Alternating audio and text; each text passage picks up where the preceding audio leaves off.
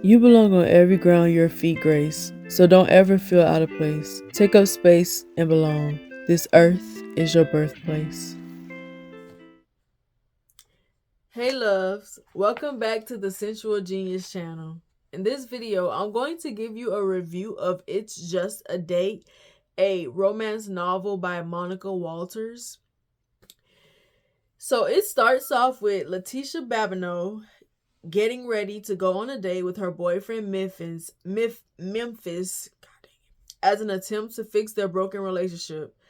She is introduced as the daughter of a cartel boss, but her father got killed, so she ends up inheriting his business against her wishes. Memphis. I'm so geeky that I can't even pronounce Memphis, bruh. Memphis worked for her father as his driver, and her father liked him, so they end up together after she divorces her kid's father. He was also her ex-husband. As soon as she gets outside, she is immediately turned off because Memphis honks the horn at her instead of coming to escort her out, and he doesn't open the car door for her either, causing them to get in an argument. To say that this nigga is a driver, he's not acting like one. She should have been like, nigga, you still on payroll. You better act right for this check or I'm going to fire you.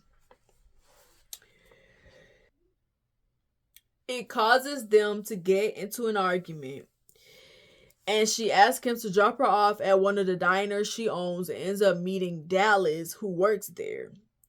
He consoles her and they have an immediate connection, but she is reluctant to open up to him at first. Because of course, she's, even though her and Memphis has been having a hard time for the past few months, she wants to work on that relationship, and the heartbreak is new, so when somebody that you feel a connection to consoles you, it can confuse you. So it's like you got your guard up because you still in this situation, but this new situation is presenting itself, and I kind of feel like that's how she was feeling.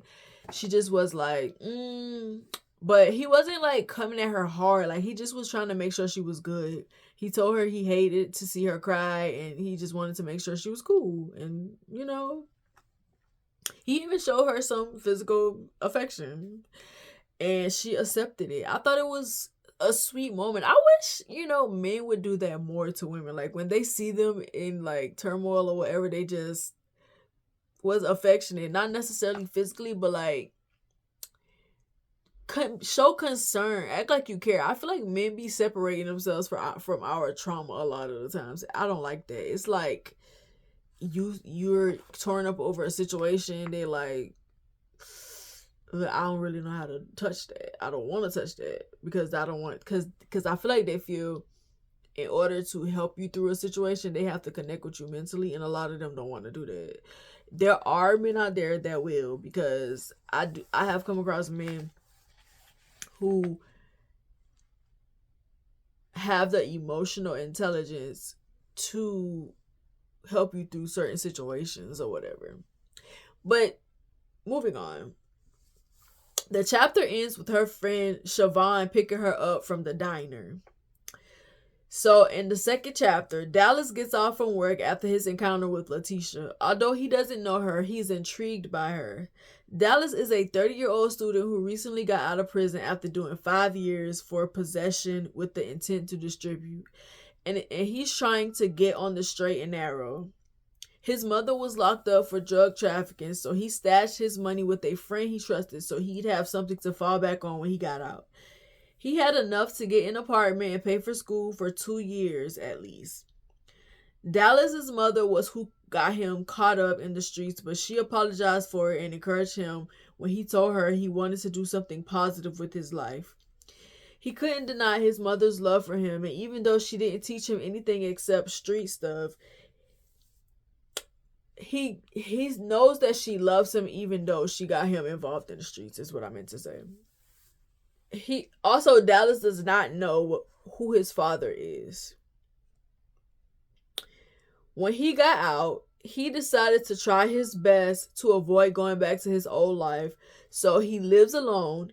He only goes to school, to the gym, and work to stay out of trouble. And he drove to work instead of walk to avoid trouble finding him. So he's like changing up his lifestyle, his routine, and everything so he can stay out of trouble. Like he's really trying to stay on the straight and narrow and not end up back in jail. He goes to take when Dallas goes to take a shower, I don't like how I wrote this. I wrote this like I was doing a report instead of a review, and I don't like that. And I think that's just the first 2-3 chapters, because I stopped because the story was so good that I stopped taking notes the first time I read it, and I had to come back, read it again, and take notes again. So yeah, it was good. But he goes into the shower and fantasizes about having sex with Letitia as he jacks off. After he gets out, he warms up some Rotel to eat for dinner. He gets a call from his tutor and kind of like a friend, Ethan, who tells him he won't be able to make their session tomorrow because he has an interview, but he tells him he wants to go out and celebrate after he gets the job. Dallas tells him he seems super positive about getting a job, and he tells Dallas that he is inspired by him to start looking at things positively. Dallas feels good that he's been able to inspire someone to do something good for once. He plans to become friends with Ethan because he feels he'll be able to keep him on the right track. He also plans to pursue Letitia and hopes he can get more than sex from her. The next morning, Letitia wakes up later than normal to her son Kenyon standing over her. He asks her if she's okay, and she assures him that she is and tells him she'll be up soon. But he continues to watch over her because she has lupus, so he is always worried about her. But she educated him about lupus, so he'll know what to watch out for in case, since it's just her and them. And I think Kenyon is like 17, 18 or something like that. Like he is the oldest son. So she kind of like educated him about it so he'll know what to look for. So in case something happens to her, he'll know what to do about it. She asks him if they ate, and he tells her yeah. Then she tells him she'll cook enchiladas later, and he's happy about that. After that, he checks his phone and tells her that Uncle Pancho is downstairs, and that her middle child, Kaylin, texted him to tell him that. So she gets up and freshens up because she knows he is there for something important. When she gets down there, he is heating up barbecue. He told her he wanted to talk to her about business, so she assumed he meant Memphis. However, he told her to eat the lunch he bought first. While they ate, her best friend Siobhan showed up to see her. Uncle Pancho seems to be annoyed by her, but Siobhan is like, "Look, nigga, I'm who I am, and I'm never gonna change." And he like, "Oh, I know." And he like, so he gets up and leaves the table to go like to the patio or something like that in the back? After he leaves, Siobhan tells Letitia that Memphis was outside. Letitia says she figured that's what her uncle wanted to talk to her about. Siobhan asks her why she won't just take her kids and leave the country like her father wanted to. And she's like she would feel guilty for taking them away from their father. Siobhan is like, okay, cool. I'm your best friend. I'll just support anything that you want to do. So Letitia finally goes to talk to her uncle, and she was right that he wanted to talk about Memphis. He tells her for the sake of business, she needs to stay in a relationship, but she needs to give him his job back, because when they had the argument, she fired him as her driver, and told him that the relationship was over too. So Memphis must have went to Pancho to tell him what happened, and Pancho came to check her for what she did and tell him, which is crazy because like if he's treating your niece wrong, why would you want her to be with her? But then it all comes out at the end why he told her that. So he like, for the sake of business, I need you to give him his job back, and I need you to be with him, like keep him around. And he's speaking in code. He won't really tell her what's really going on, but he tells her he'll explain things to her later, but just trust him. He leaves and brings Memphis back. They fake makeup, but she vows to herself that she's going to find out what's going on. Dallas goes to the club to help Ethan celebrate his new job and sees Letitia. So he goes over to speak to her. At first, she's a little distant, so it kind of turns him off and makes him feel like he doing too much. He tells her he was sorry to bother her and he was about to walk away, but she told him he wasn't bothering her and they could chill with her and Siobhan. And Ethan and Siobhan had hit it off like right away. So they were in their own little world while Dallas and Letitia were in their own little world. But Letitia was being more distant than Siobhan was being. He sits back down near her and they slowly warm up to each other. They have a conversation and Letitia isn't really giving him a lot of information to go off, but he was still being honest with her about himself. As he tells her more about himself, she seems to get more comfortable with him, especially when he mentions that he was in prison for drugs with the intent to distribute whatever I said earlier. Like, she kind of like relaxed a bit, and that's because she's in that lifestyle, and I guess she figures since that he went to prison for that meant that he was accustomed to the lifestyle, so she didn't really have to worry about him, if that makes sense, because she's around a lot of dangerous men that control her life. Basically, they pretty much control her life, like her Uncle Pancho telling her to get back with Memphis and won't tell her why, but he expects her to just do what he says. So she doesn't really want to bring Dallas into that, or anybody for that matter. Dallas doesn't really know how to read the way she's responding to his responses. He could tell by the way her eyes look that she has a lot going on and he's weary about it, but still intrigued because he's like, she seems like she comes with a lot of drama, like, but she beautiful and like, I really like her. I want to get to know her. Letitia fills him up a bit, but he stops her and tells her that she's drunk, so he don't want to take advantage of her. Then he asks her if he could take her out, and he's like, I'm not going to go there with you because you're vulnerable and I don't want to do that. I want you to be sober before you make that decision. And he like, but I will take you on a date, and if you still feel the same way with a sober mind, then we can do something. We can do something. She agrees to him taking her out, but of course she's drunk. They exchange numbers and chills out a little more until Ethan and Siobhan come back toward them. Dallas watches them flirt a bit, but he turns his attention back to Letitia when they start doing too much in front of him. Letitia is staring at him hard, like she is literally like drilling. She wants him. He leans in and tells her if she's just playing him, let him know so he can move accordingly. But she tells him she doesn't know what she's doing yet, but she let him know when she does. Because he already has an emotional attachment to her, even though she's not really giving him much to go off of. He already feels himself falling for her, or like he already feels like she's someone that he could fall for. So he's trying to like be upfront about his feelings and like, if you just playing me, just let me know, because if you just want to mess around, we can do that, but don't make me think that you want something more and it's not, because he knows, even though he's interested, he knows that she has a situation because he saw how it went down.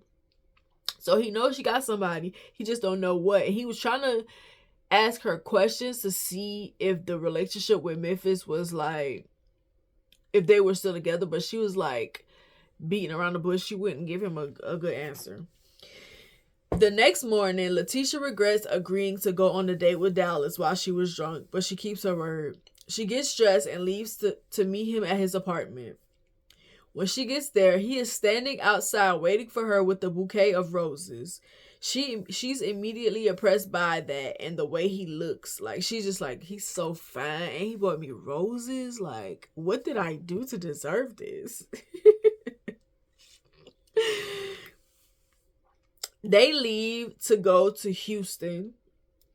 On the way there, they get to know each other. Letitia tells him she doesn't remember what they talked about the night before, so he gave her the rundown to ease her worries.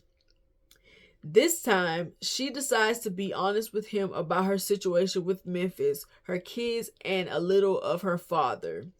She also opens up about having lupus while telling him why her relationship with Memphis isn't working out. Dallas is understanding and takes an interest in her kids and her illness. Letitia is impressed, but she also knows she's in trouble because he's actually a good guy and she finds herself already falling for him. So both of them are like falling for each other, but they're scared because like the situation is just so tricky. He put the icing on the cake when he plays music by The Whispers. I don't know who them is, but she was impressed and shocked that someone his age, because she thought that he was like in his 20s, but he's actually 30, but she's 40, so it's still like a 10-year difference. But to me, after 30, like, as long as you're not going down, if it's like 30 and up, I just let it rock. Like, both of y'all are grown behind adults, but like being in your 30s and talking to people in your 20s is tricky to me. Like, I want to be with people like in my age range, because I don't know. I don't feel how you could connect with somebody that young, that much younger, especially a 10-year difference. If you're 30, you talk to a 20-year-old, you sick in your head. Because what do you got in common with a 20-year-old at 30? Anyways, yeah, so she's like impressed that he's playing this music. He tells her how he knows about them, and he's basically like, my mom used to listen to them a lot, and he opens up about his mom and like what's going on with her, and talks about their relationship and how much he just loves her or whatever, even though she didn't really give him a good life. Letitia decides to relax and enjoy herself, but she's still afraid because he's making it hard for her not to take him seriously. Dallas and Letitia arrive at Houston's and goes inside to their reserved table. She realizes how quick she's getting attached to him and almost becomes emotional, but he quickly goes over to her and eases her anxiety. They flirt back and forth and she teases him, so he knows that she's down for what he wants as well. After they leave the restaurant, they are basically desperate for each other, ripping each other out their clothes. Like, they just on one. She gives him head in the car, making him anxious to experience her. When they get to the hotel that he drives them to, he wants her so bad, he hands his car and ID to the clerk so he can get back to Letitia. And the clerk is like, sir, I just need your phone number. Like, chill out. You're giving me too much information. Do you want me to steal your identity? And he goes back over to get his stuff, and he like, yeah, bro, I'm tripping. Like, let me get this junk. Gives her his number and like picks Letitia up, and they go to the room. Like, they are literally like falling all over the place, all over each other.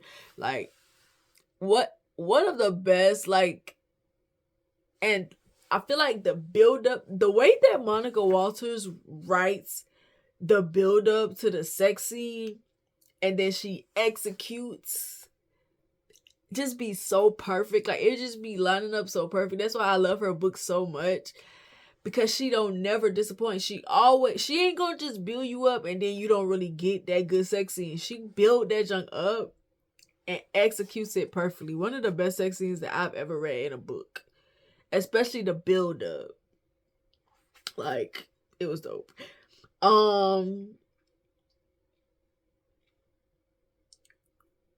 They start foreplay in the elevator, and before they can even get into the room, they start having sex, and like they don't care who's around, and like he hears like somebody gasp, and that's when he realizes that they're being watched. So he hurries up and like pushes her in the room or whatever. Like they literally are ripping each other. Like, could you imagine?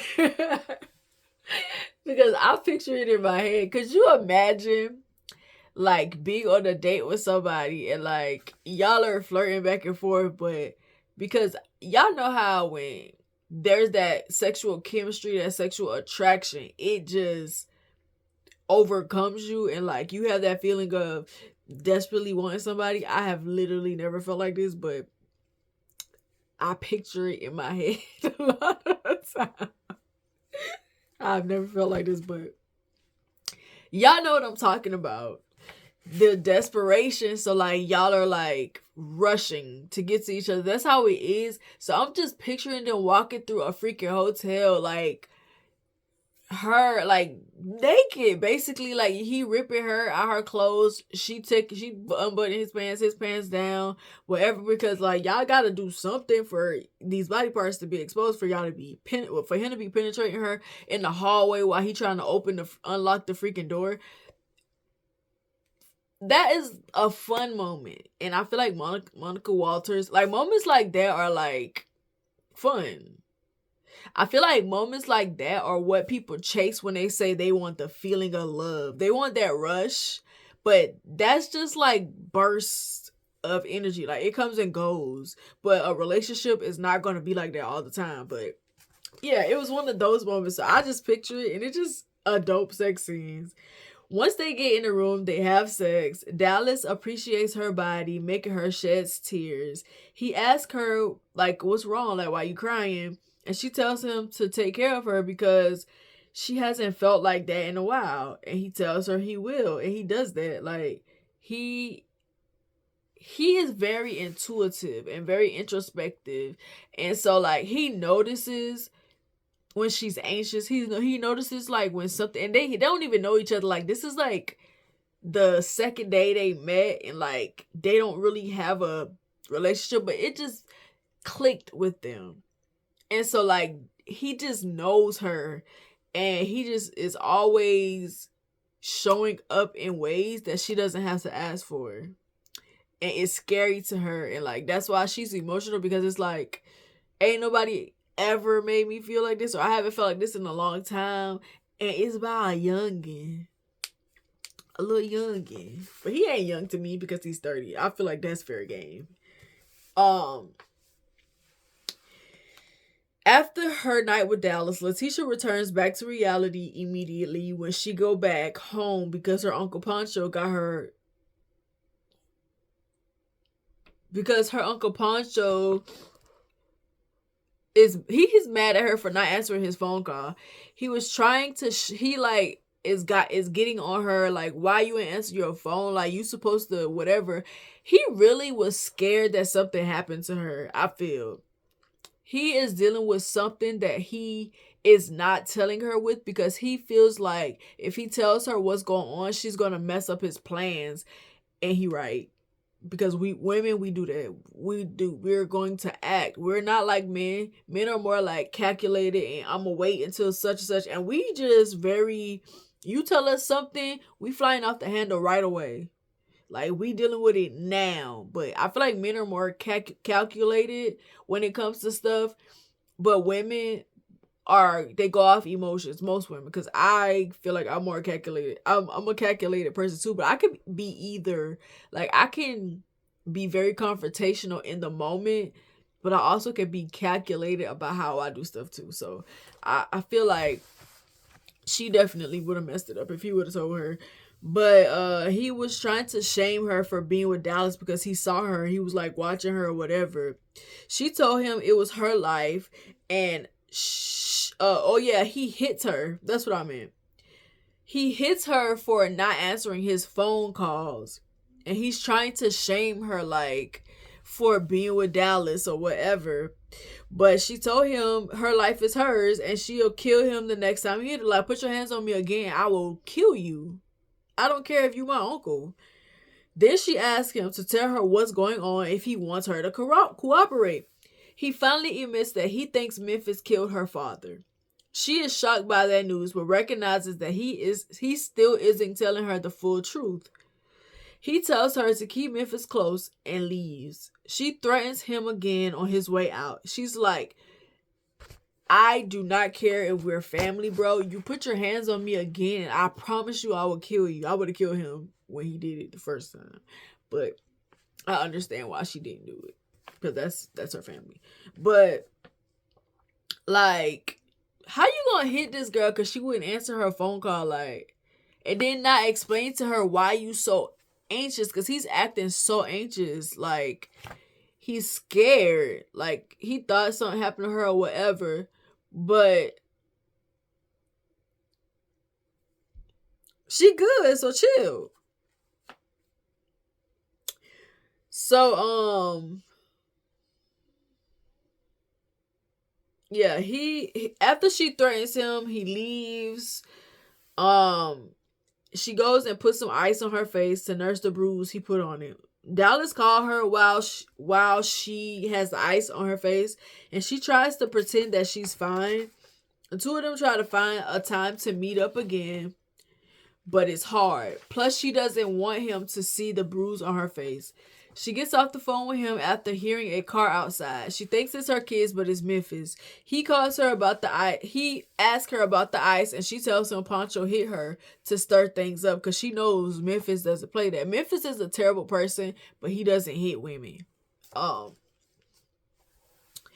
You know how he one of those niggas that be like, I ain't never put my hands on a woman, but he mentally, emotionally abusing, like psychologically abusing women is just as bad as hitting. Just because you didn't put your hands on them don't mean that you're a good man.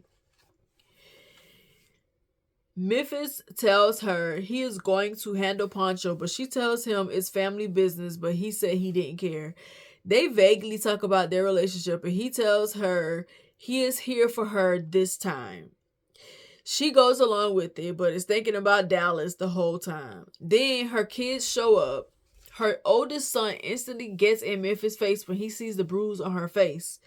Memphis tells him it wasn't him, it was his own blood, and he is shocked. He like, Uncle Pancho hit you? Like, my Uncle Pancho hit you? And she like, yeah, he hit me. He is upset, but brushes it off since his mom told him she handled it. The other kids come in and show her love before going to their rooms. Her ex-husband pulls her to the side to ask if Memphis hit her. She told him no, but he doesn't believe it. He tells her she's too good of a woman to put up with Memphis's BS. He also told her the kids don't like Memphis. So she basically like, why are you with him?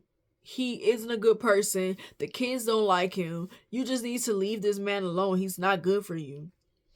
She tells him she knows. Then he asks her if he can introduce the kids to his girlfriend. She tells him yeah, but she wants to meet her too. He's cool with it.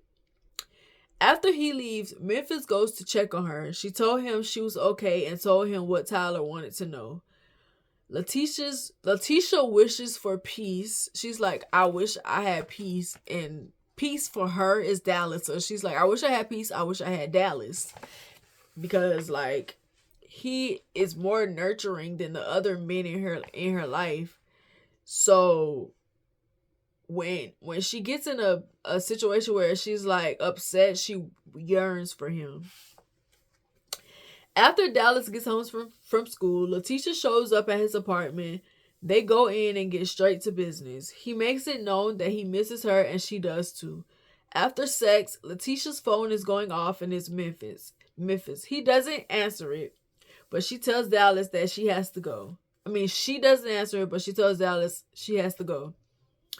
He's getting impatient because his time is cut short with her. She tells him she wants everything he wants, but she needs to resolve her issues first. He understands, but wants to know more. She doesn't really tell him, but she tells him that Memphis would hurt or kill him if he finds out about them. Dallas gets annoyed and tells her he doesn't take kindly to threats and he wouldn't go down easily. Then he tells her he hopes she isn't just filling his head with BS to play with him, because he's not the nigga for that. She tells him she's not. So he asks, why won't she just leave Memphis? She tells him it isn't that simple, and she'd clue him in when she could. He gets pissed off and says, if now wasn't time, maybe it would never be. She doesn't say anything as she gets dressed, but after she is dressed, she tells him she's sorry and she leaves. Dallas calls Ethan for a study session so he could get his mind off of her after their breakup. Because basically he like, bro, you're putting, like, you clearly got drama. It's coming in between our situation. You won't tell me what it is. I feel like you playing with me. And he is getting, his feelings is getting involved. And he's hurt because he feels like she playing with him. Like, why won't you leave this nigga? And she acting like she's scared of him. And he like, bro, you playing on my manhood right now. Talking about this nigga gonna kill me. Like, I'm not a nigga who can kill people too. Who, yeah, you think that, wait, I think Dree told Jarrell in one of my books, you think they stopped giving niggas guns when you got one? Like, you're not the only he not the only person that knows how to kill. Like, what are you saying? I don't understand why women be telling men that when they be cheating. Like, if he finds out about us, he'll kill you.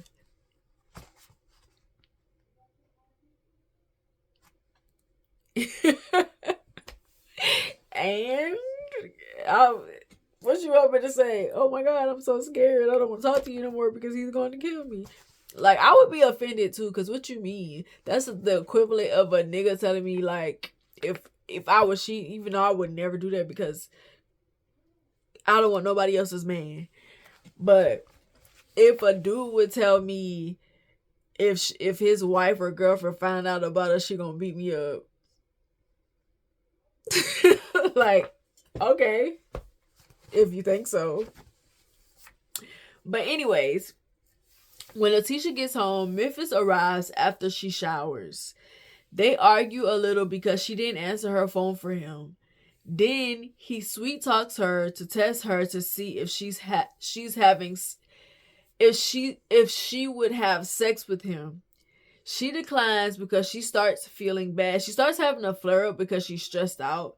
But Memphis thinks that she's lying. He like flipped on her. He flipped the script and he's like, I know you lying because I saw you leaving that nigga house and you just now was messing with that nigga. You gonna give me some sex. This is rape, actually.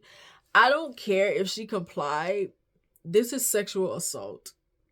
Forcing somebody to have sex with you is sexual assault. It don't matter if they complied after you don't give them a choice. You tell them either you gonna have sex with me or I'm gonna do something. I'm gonna hurt you. That's sexual assault. But okay. He tells her to let Siobhan go get her kids so she can have sex with him. He forces her to do it after telling her she was no longer in control of things. She had been cut off. He's in control of the business. It belongs to him, and she doesn't have a say in it. He said they were having a meeting to discuss that with her, that she is no longer in control, and Pancho is aware of it, and him and Pancho are partners, and they're cutting her off completely or whatever because of she's not complying with them or whatever. Then he threatens her and is like, the same way that you spread them legs for that nigga, you gonna do it for me. And you gonna be a freak too. You're not gonna give me no complacent, boring, uninspired vagina. You gonna give me the same vagina you gave that nigga. And I'm like, you gotta be sick to say that to somebody. She just got through having sex with somebody else and you gonna say, you gonna have sex with me the same way you did him. Ew. Do you have no care for yourself? You don't even know this man. You don't know if they wore protection, which they didn't. Like, and you gonna have sex with me the same way you did that nigga. You want what the nigga got? I don't know. I don't get that mindset, but okay. So she obeys and she calls Siobhan, but she sends her a message through Cash App. She like, I'm gonna send you some money through Cash App to get the kids some food from school or whatever. But in the message, she tells her, take the kids and get out of the country. Go somewhere. Don't tell nobody where you going. Go. Like, this is a dangerous situation. And Siobhan does exactly what she tells her. Then Letitia does what Memphis tells her to do. Have sex with him. I would have gotten killed. Or sexually assaulted the other way. But to me, he sexually assaulted her, period. 2 days later, Letitia gets a call from Siobhan to check. Letitia calls Siobhan to check on the kids and to see where she went. Siobhan tells her she was in Jamaica since she saw her to get far away. She fills her in and tells her she misses the kids, but makes sure they know she loves them if she doesn't make it out of Beaumont. Siobhan makes her promise that she'll give it her all to get out of there alive, and she promises. Then she goes to her mother to see her one last time before she leaves. Her mother knows something is up, but knows Letitia won't tell her, so she tells her she hopes everything works out. Letitia tells her about Dallas and her dilemma.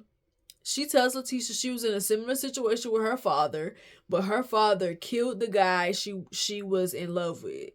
Letitia is afraid the same thing will happen to Dallas. After talking to her mother for a while and speaking to her mother's boyfriend, Letitia leaves her house. Then she goes by Sertino's to see Dallas one last time, but he isn't there. She's disappointed but continues to keep her plans. She parks her car at the mall and calls an Uber to take her to Houston to the airport, and she goes to Jamaica with Siobhan and her kids. Smart thing to do. She did not stick around to see what happened. She did not let fear, her ignorance of what was going on, keep her there. Even though she didn't really know what was going on, she still got on that plane and she left. A lot of times, a lot of women will stay in these situations longer than they should, and it causes them their life. I thought she played it smart. She didn't stay there with him for a while. She only 2 days, and she was like, I'm leaving. I got my out. I'm going.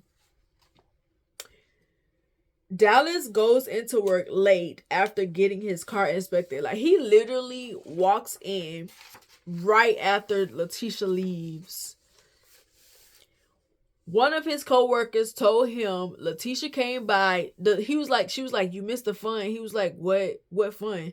She was like, the owner came by doing a inspection or whatever, and she was like, yeah, Letitia, whatever. She said his name. She like, Letitia. Yeah, Letitia Beaumont. Like, she was the owner. She'd been the owner for years. Like, she owned for years, so we wouldn't have to close the diner down or whatever. And that's when he put two and two together.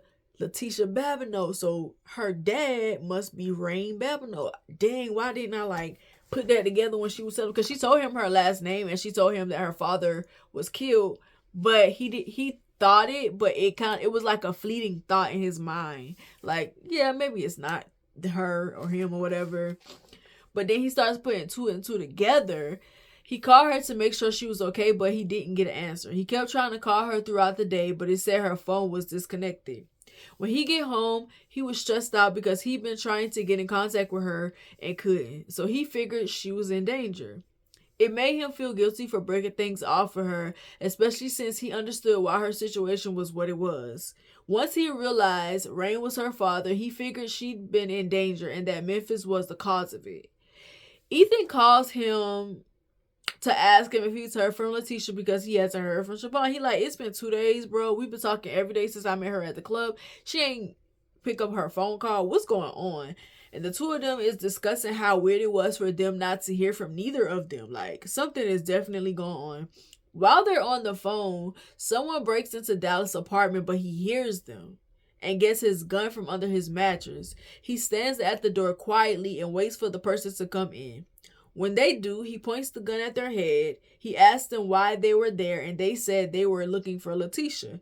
He tells them he hadn't seen her since Wednesday.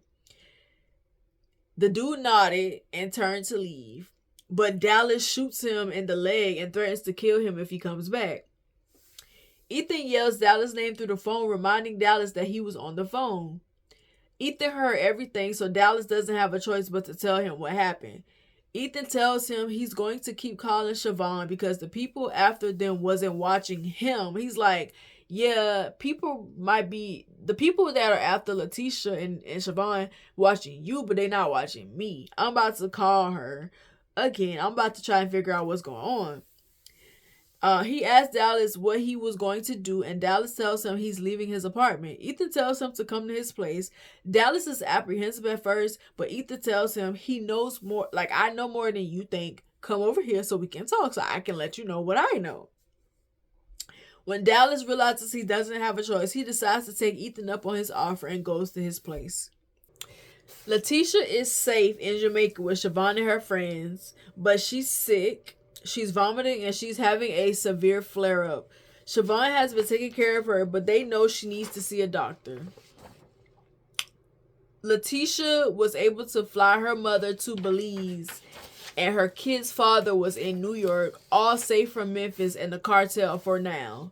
Siobhan finally finds a doctor to come see Letitia.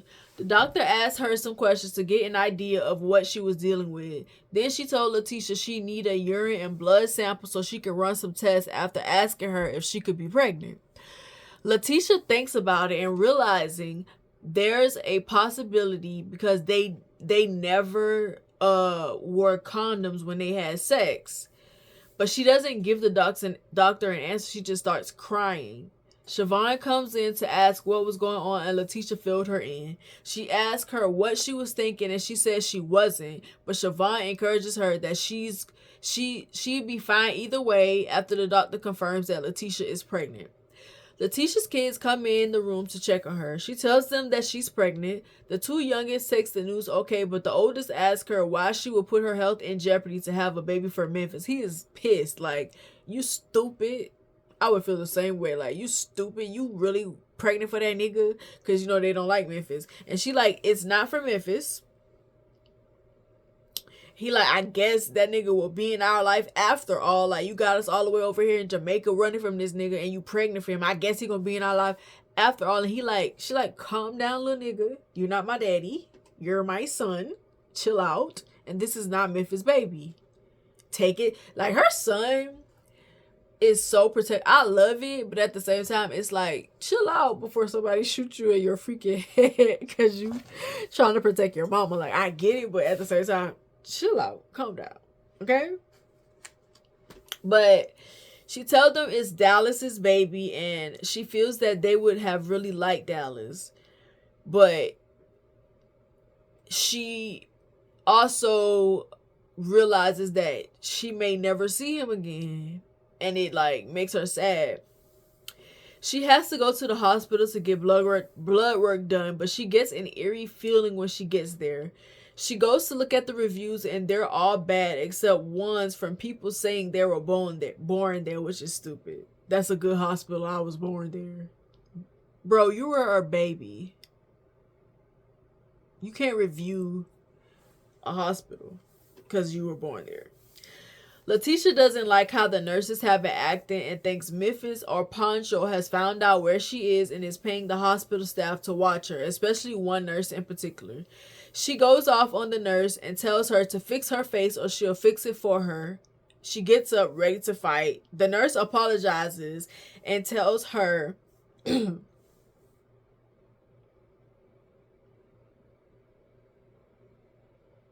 The nurse apologizes and tells her she's had a long day, but Letitia isn't buying it. I think she's just paranoid because her life is in danger and like her kids are in danger, and now she finds out she's pregnant, so she's extra sensitive. So I think she's paranoid.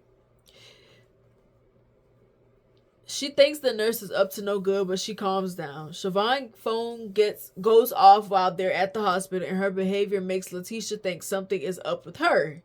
Siobhan tells her she gave a Rastafarian her number, but she doesn't believe her. She's like, bro, y'all are plotting against me. Everybody is plotting against me. First this nurse, now my best friend. I can't trust nobody.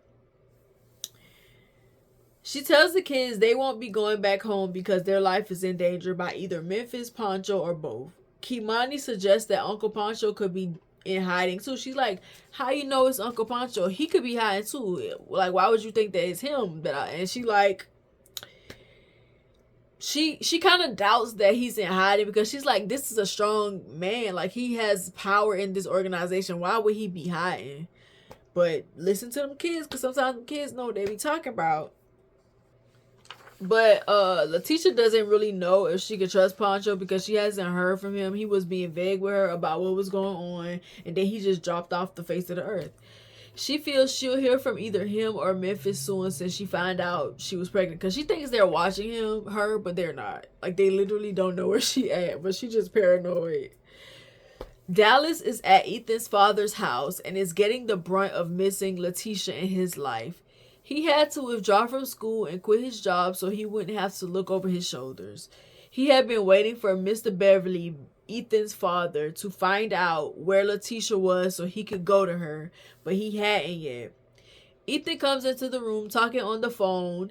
He puts his finger to his mouth and puts the phone on speaker so Dallas can hear the convo.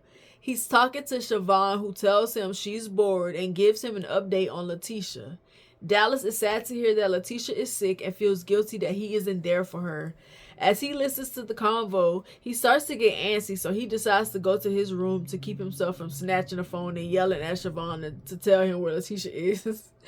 But before he can leave, Mr. Beverly is thrown into the house. Ethan hangs up the phone and runs to his dad. He asks who beat his father up badly since he was covered in blood and in bad shape. That's when Memphis emerges and tells them that he's in charge now and they are all were going to listen to whatever he says. Dallas doesn't back down, so Memphis turns the gun on him. However, he doesn't flinch. So Memphis tells him his mother taught him well, but he calls her out her name, so Dallas gets in his face like, don't you disrespect my mama. I don't care if you got that gun. Either you shoot me or we gonna fight, because you're not gonna talk about my mama. That's what you're not gonna do. He tells him if he is going to use the gun, he needed to get it out. Like, if you're not gonna shoot me, you need to get that gun out of my face before I punch you in your face. Memphis told him he knew his every move, so if he wanted him to be touched, he'd be touched. And Dallas tells him he can say the same for him. Like, nigga, I can say the same for you. Like, you think you untouchable? Who you think you are? I would have been the same way. Ain't got no clue how I'm gonna fight this person. I would have been talking junk to Dallas. Me and you are the same. Just stupid. Stupid. He's like, I can say the same for you because I'm not going without a fight. Like, I don't care about this. Y'all think that y'all are the only gangsters in Beaumont? Nigga, I'm Marcia's son. You got me messed up. That's basically what he was saying. But Memphis lowers the gun and leaves. A few days later, Dallas gets a call from Lisa, the girl he gave his money to hold when he got locked up the first time. And Lisa is Kareem, which is his one of his friends, his girlfriend. I think they got locked up together, if I'm not mistaken, but I think their friendship kind of grew apart after they got locked up. But Lisa is Kareem's girlfriend, so he trusted her to hold his money because she was solid, basically. She tells him that Kareem told her to call him and tell him the cartel is having a meeting on Friday, so he needed to get out of the country. He said they were planning to expand to Jamaica, but Canada wasn't on their radar. He also tells her to tell Dallas that Memphis got some women to attack his mom to send him a message. Dallas is distraught at first, but remembers that his mother is a survivor. He makes plans to fly to Jamaica, even though Kareem said the cartel had their sights there, but Jamaica didn't allow convicted felons there, so he books a flight to the Cayman Islands since it was close. Then he makes plans to visit his mother, Certino's, and the bank before he leaves. He packs his bag, and Ethan sees him and asks where he's going. He tells Ethan he needed to leave Friday if he wanted to stay alive. Ethan understands and asks him if he can roll with him when he goes to the bank and to his job, and he could drop him back off before he left to go see his mother. He tells Ethan it was cool and they leave. When he goes to see his mother, he sees she's in bad shape, but she acts like it's nothing to her. He fills her in on what happened when she asks why Memphis took the girls after her. She is shook and finally confesses to Dallas that Memphis is his father. And when I heard that, I was like, that is the consequences of living in a small town. You don't know who you messing with or who you messing after, basically. He asks if Memphis knows, and she says yeah, but he didn't want any kids. He asks her why she didn't tell him sooner, and she says because she wanted to protect him. She vows to kill Memphis when she gets out and tells Dallas she did the bid for him. Like, Memphis is the reason why she's in prison. Dallas says his goodbyes to her and leaves. Letitia is trying to remain hopeful as the months pass. She bought a mansion for her kids and her. She took them to the beach to enjoy themselves. She talks about the guilt she feels for taking them and Siobhan from living their lives. She also talked about missing Dallas.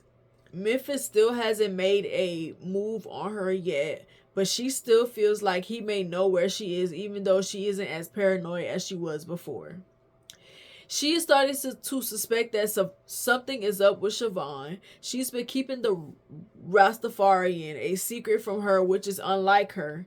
Letitia passes out. Like, she's sitting in the sun watching her kids play in the water, and it's too much for her, so she passes out. So they rush her to the hospital. As she wakes up, she hears the doctor say she thinks she's fine but got exhausted by the heat. Then she hears Siobhan consoling her youngest son. Siobhan's phone rings before she opens her eyes, so Letitia chooses to lay and listen to what she says instead of making it known that she's awake. She hears Siobhan talking to someone about where they are. She's like, yeah, Kingston, I think Kingston is nice though, or whatever. And Letitia flips on her, like she rises up like Lazarus. It flips out of her, but Siobhan asks her to trust her. Of course she doesn't, because they're in hiding and she's giving out their location. She tells her to get out and immediately starts to flare up, so she tries to calm herself down. She calls her mother to see how she's doing. She tells her what's going on. Her mother listens and she breaks down and then gives her a speech her dad used to say to make her calm down. It works. Her mother asks her if she wants her to come to her, and she tells her to wait until it's closer time to her due date. She asks her mom what she would do about Siobhan, and she tells her to do what brings her the most peace but give her grace. Letitia thinks on it for a while. Siobhan knocks on the door and Letitia tells her to come in. She apologizes and asks Letitia if she trusts her. She says yeah. Siobhan tells her she would never betray her. They hug until Letitia feels some pain that almost makes her fall out of the bed, but Siobhan helps her stay in the bed and tells the baby to calm down. She is trying to console the baby for Letitia. Letitia reminds herself that she only has 5 more weeks. She's like, only 5 more weeks. Like, we can get through this. We can get through this. Dallas is enjoying the Cayman Islands, but he still misses Letitia. He has been there for over 6 months without making contact with anyone but Ethan until Pancho walks up on him. At first, he wishes he has a gun until he realizes Pancho isn't a threat to him. They talk and Pancho tells him he's been watching him since he got out of prison by his mother's order. Like, your mother told me to watch you when you got out of prison, so I've been watching you. That's how he knew that Letitia and Dallas was dealing with each other or whatever. And he got mad at her, but at the same time, he left her because he thought that she would be okay because she was with Dallas. But how would they have known? He didn't think that they wouldn't have known each other or something like that. I don't know. Pancho tells him what Memphis has been up to. Oh, Dallas wonders if he knows about Memphis being his father, and he does. Pancho does know that Memphis is Dallas' father. Pancho tells him what Memphis has been up to and vaguely explains his plan to deal with him. Dallas wants in. He tells Pancho Ethan has been in contact with Siobhan so he could get her to give Letitia's location away so they could catch up with her. Pancho tells him to call him when he has that info. 2 weeks later, while Dallas is home cooking, Ethan calls him and immediately gives him the location. Dallas is like, hello, Ethan is like, Kingston. Like, nigga, they ain't Kingston, but wait for me before you go. I'm coming to you. Like, they literally are obsessed with these women that they've only known for like a week. They're obsessed. Dallas is happy to know that Letitia was close, like Pancho said. Pancho felt like he knew that she was close. He calls Pancho after hanging up with Ethan, and Pancho tells him he already knows. He tells him to pack a bag and be ready in an hour. While Dallas is packing, he hears a knock at his door.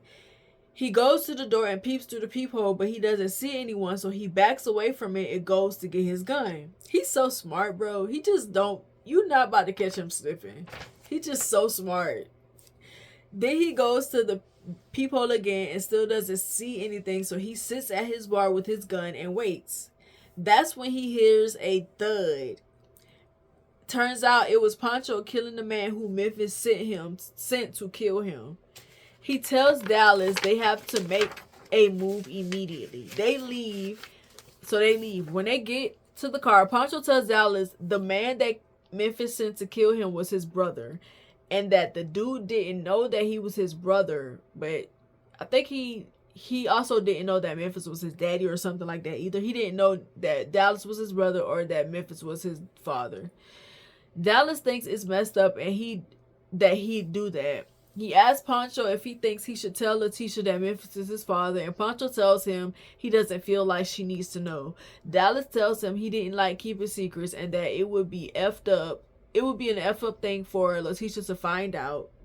Pancho tells him he should boss up and tell Letitia how things are gonna be. Dallas tells him he knows that won't work with her and calls him out for trying to set him up. He like, nigga, you know good and well that she not gonna go for that. You trying to set me up or something? And Pancho laughs and nods his head. The GPS tells them they're 2 miles from the airport. Dallas is happy he'll be able to see Letitia again. Letitia's mom is trying to convince her to eat something, but Letitia doesn't want to because she's been throwing up. However, she finally gets her to commit to eating soup. Her mother leaves to get the soup and someone else enters the room, but Letitia has her eyes closed so she doesn't know who it is, but she assumes it's either one of her kids or Siobhan. However, when they don't say anything, she opens her eyes and sees Dallas. She is so happy she almost leaps out of bed. He makes his way over to her but stops in his tracks when he sees her stomach. She notices his reluctance but can't say anything because she has to throw up again. Her mom comes back into the room and runs to her side and escorts her to the toilet. After she hurls, she rinses her mouth and washes her hand.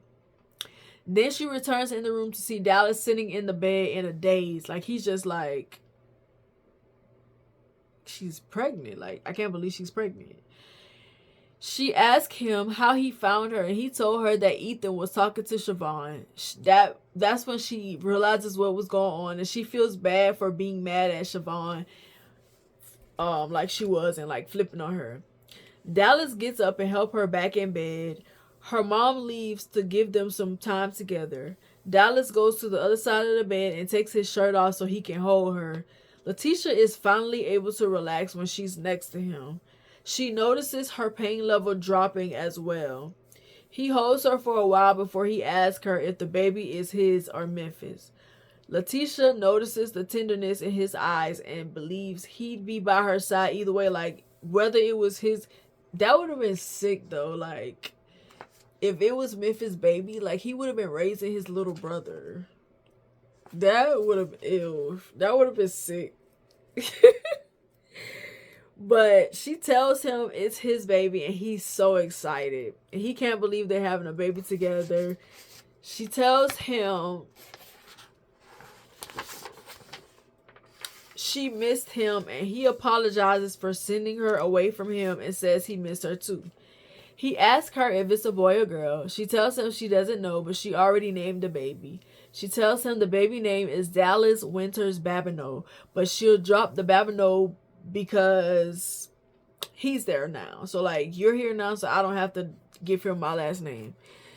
He tells her he spoke to her uncle and she's shocked.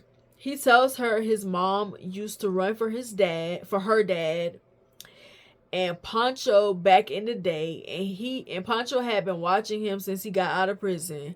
And he tells her his mom used to mess around with the Memphis. She starts getting uneasy, and he tells her he needs her to relax so he can tell her everything. Then he tells her Memphis is his father, but only biologically because he doesn't mean anything to him.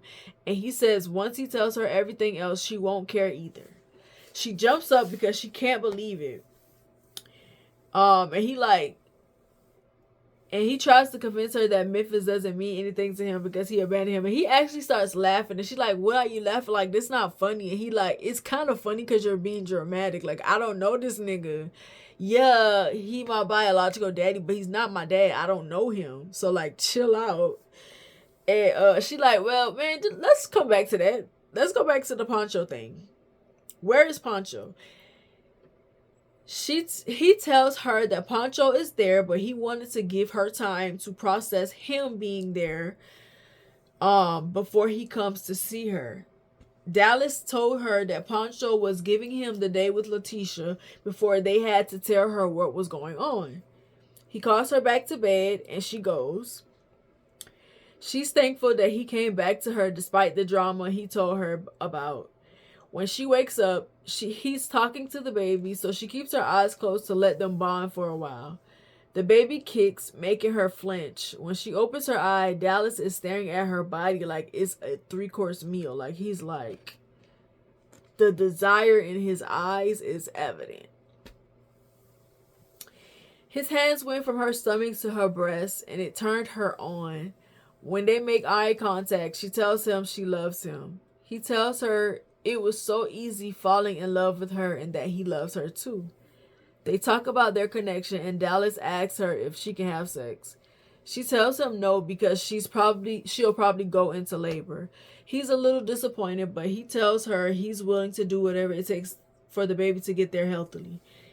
He tells her they needed to get cleaned up so she can officially meet. So she tells him they needed to get cleaned up so he could officially meet her mom and her kids and everybody.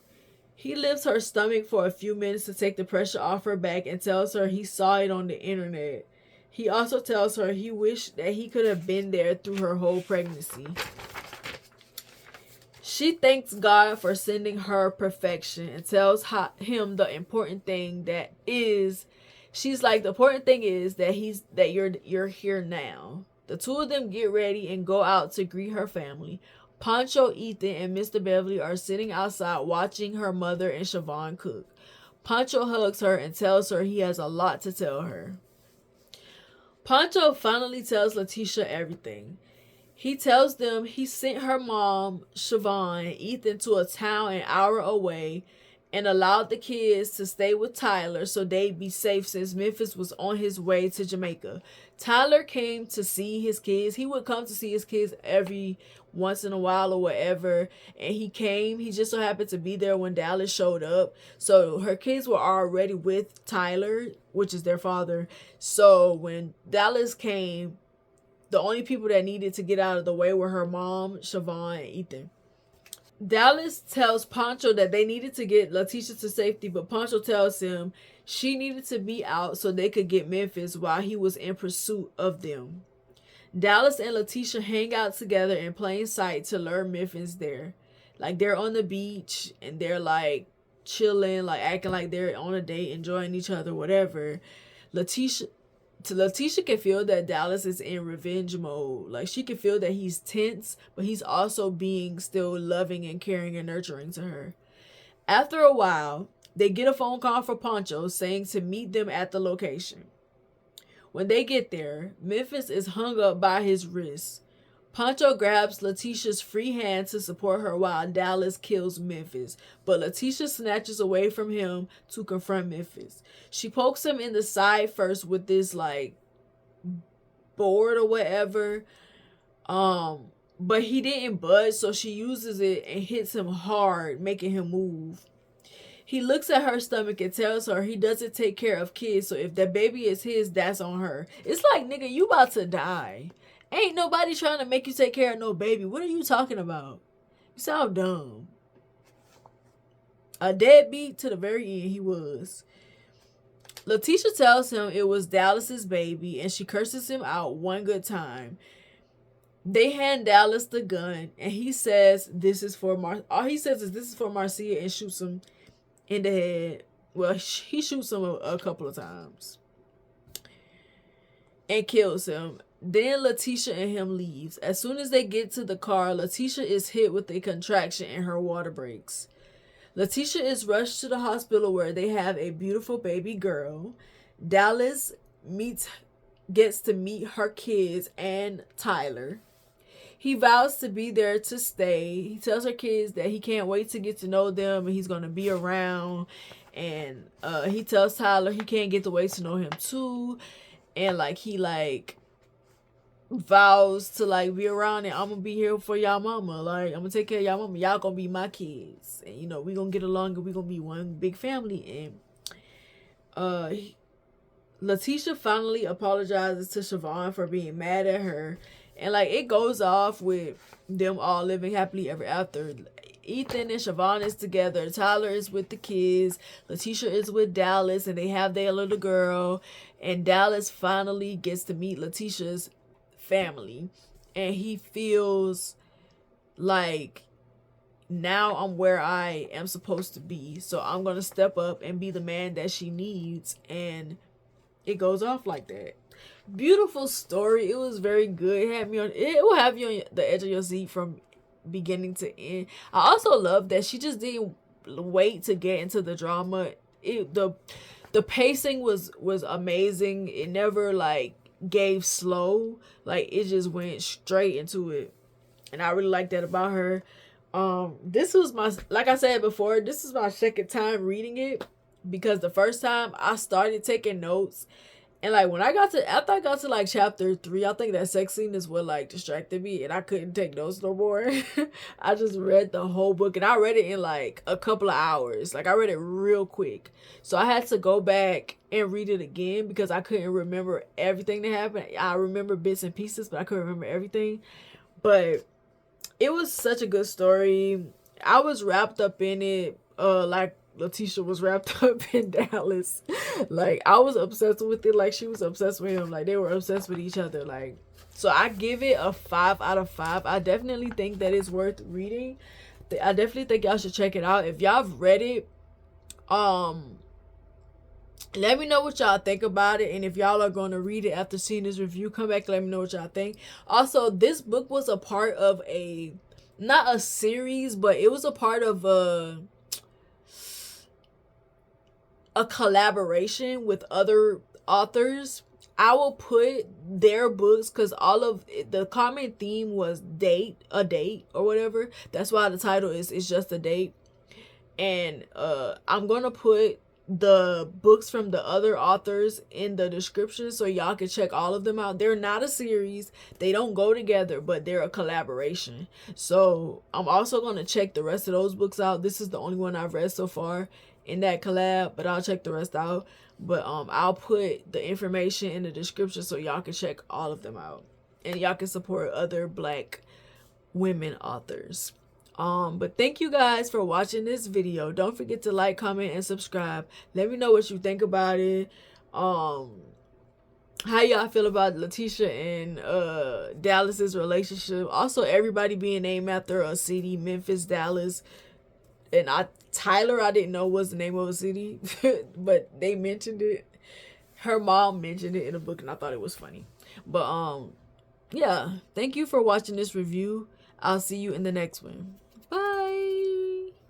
Before you go, check out my website at srgrahamwrites.org and subscribe to my mailing list to get exclusive updates on works in progress, other news, and blog posts. Thank you.